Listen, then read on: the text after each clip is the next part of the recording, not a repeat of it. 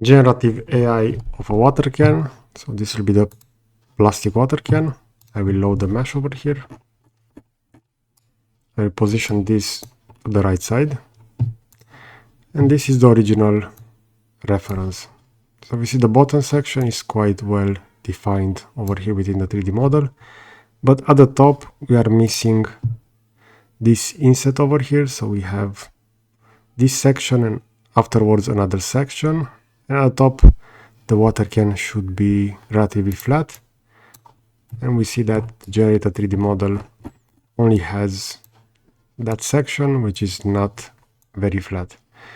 But overall, the proportion of the model is quite decent.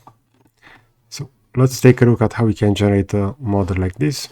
I've prepared over here another water can, and I will go over here and have that image loaded. So this will be the image. We can define if we want this mesh to be defined by triangles or quads. In this case, I will select quads. The polygon count will be set to high. We have the texture resolution over here. So I will just have this processed.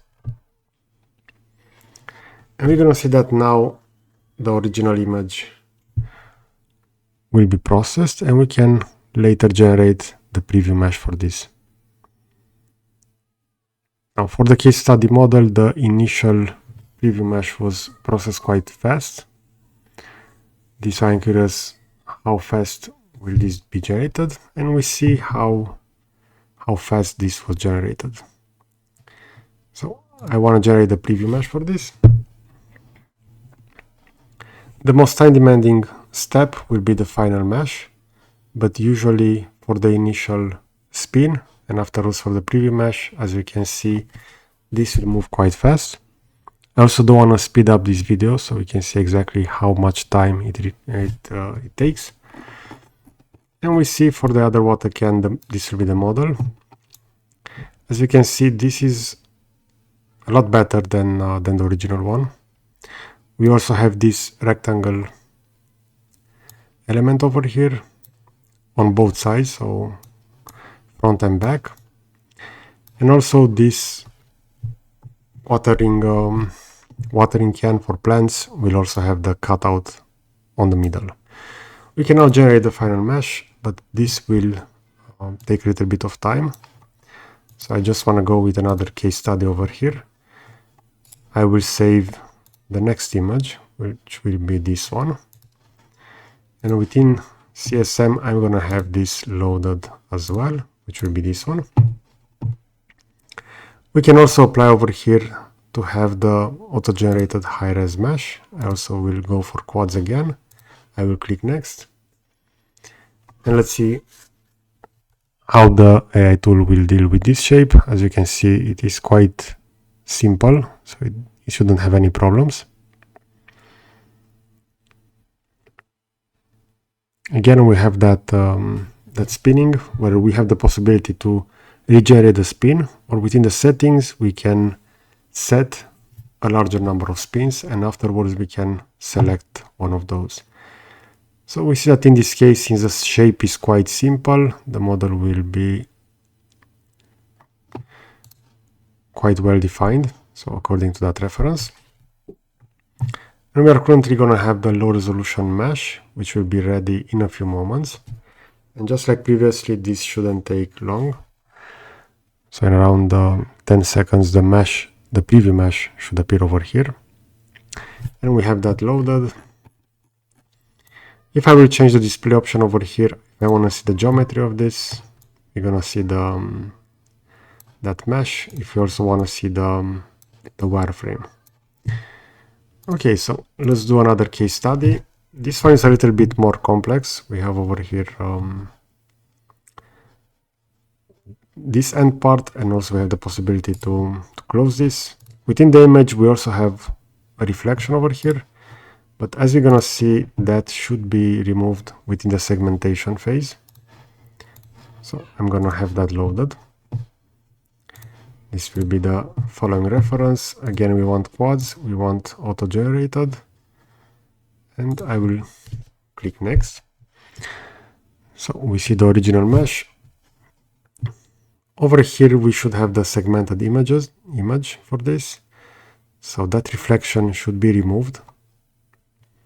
I'm really curious how the AI tool will deal with this plastic cap over here, since we can see it and we know what it is. But yeah, and we see that it will look like this. So it will only be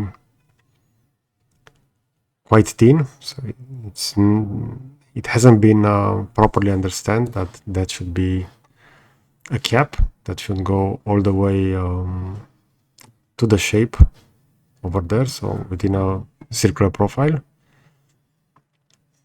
But other than that, we see that over here we're gonna have this section where we have the handle. So those are quite decent. Again, if I will go for the wireframe mesh, it should look like that, and this should be the default color. Okay, and I also have one more prepared, so I'm sure that for this there shouldn't be any problem. So I'll go for the most complex watering can. Let's see if this will reload. So this will be the following one. Again, I will save the image and I will go within CSM and have that processed.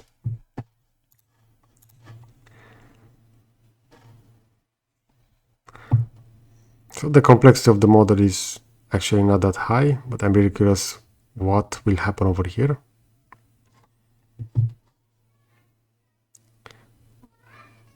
With this yellow element. Because for this profile, I'm pretty sure that this rectangle with radius will be quite well defined. As we can see, the model is quite good. Also, regarding the width of the model, this is a lot better than the original water can that I present. As we saw, that was a lot wider, while this is a lot more thinner and closer to the real size. As we can see over here, we have a little bit of perspective for a similar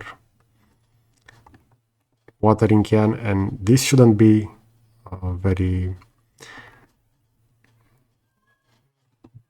high in width. Okay, so we have the model, and again, this can be decent. Over here, it didn't really manage to create that cap quite good, but other than that, the model is quite decent. Okay, so let me know in the comment section what is your opinion regarding this. I see that the feature improved quite a lot, especially for watering cans. And I will also create some Fusion 360 video where I will do the design of various water cans. I will start with this one, since we're gonna have various bridges over here to merge the handle to the main part of the body. Okay, so I hope you enjoyed this content. I will position a similar video on the left side and a subscribe button to the right. So that's it. Thanks for watching.